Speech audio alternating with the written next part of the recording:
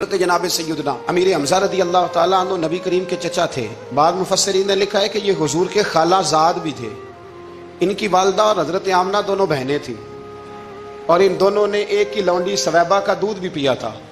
رضائی بھائی بھی تھے، کچھ نے لکھا ہے 4 سال بڑے تھے، کچھ نے لکھا ہے 2 سال بڑے تھے، کچھ نے لکھا ہے صرف 6 مہینے عمر زیادہ تھی نبی پاک، صرف 6 مہینے۔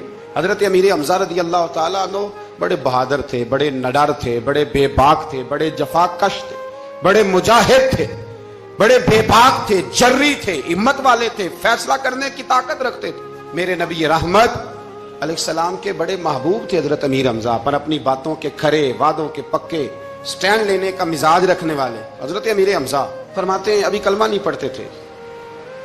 کہتے ہیں میں شکار کے لیے گیا تھا، واپس آیا تو واقعہ یہ ہوا کہ نبی کریم علیہ السلام نہ کوہ صفا کی پہاڑی کی طرف جا رہے تھے تو رستے میں ابو جہل آ گیا، اس نے حضور کو نہ برا بھلا کہا۔ میرے نبی کریم علیہ السلام نے نا آج اس کے جواب میں خاموشی اختیار کی۔ خاموشی بہت بڑا طوفان ہوتی ہے، چپ رہنا بہت بڑا طوفان ہوتا ہے۔ حضور خاموش ہو گئے، مکمل کوئی بات نہیں، حضور دیر تک خاموش رہے۔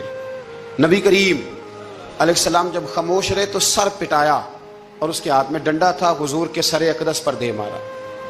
حضور کچھ نہیں بولے، خاموش رہے، سر پہ ہاتھ رکھا، گھر تشریف لے کے وہ لونڈی دیکھ رہی تھی۔ نبی کریم علیہ السلام تشریف لائے حضرت ختیجہ کے گھر۔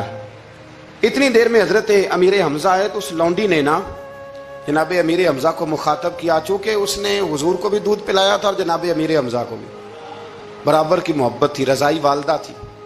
حضرت امیر حمزہ کو دیکھ کے کہنے لگی امیر حمزہ کہاں سے آ رہے ہو؟ کہا شکار کھیل کے آ رہا ہوں۔ فرمایا کیا فائدہ تیری بہادری کا، کیا مطلب ہے تیرے اس سارے کارنامے کا، کہا ہوا کیا؟ تو وہ لونڈی کہنے لگی کہ آج میرے سامنے ابو جال نے ڈنڈوں سے اتنا مارا ہے کہ حضور کے سر اقدس سے خون نکل آیا ہے، خون نکل آیا ہے۔ مجھے پتہ ہے ابو جہل یہ ظلم اس لیے کرتا ہے کہ محمد ابن عبداللہ کے والد موجود نہیں۔ آج اگر ان کے والد ہوتے، دادا عبد المطلب ہوتے تو پھر میں دیکھتی تھی کون ان کے قریب آتا۔ یہ لفظ کہے نا تو جناب امیر حمزہ رو پڑے۔ شکار وہیں پھینکا، درخت سے ڈنڈا توڑا۔ ابو جال بیٹھا تھا حرم مکہ میں، کفار کے درمیان ٹولیاں بنا کے وہاں گئے اور زور سے ڈنڈا اس کے سر پہ مارا، اور ڈنڈا مار کے کہنے لگے تجھے شرم نہیں آتی؟ میرے بھتیجے کو لاوارث سمجھتے ہو؟ جرت ہے تو ذرا آنکھ اٹھا کے ایک دفعہ دیکھو، میں تمہاری آنکھ نہ نکال دوں تو کرو ہمت، اگر طاقت ہے بولو۔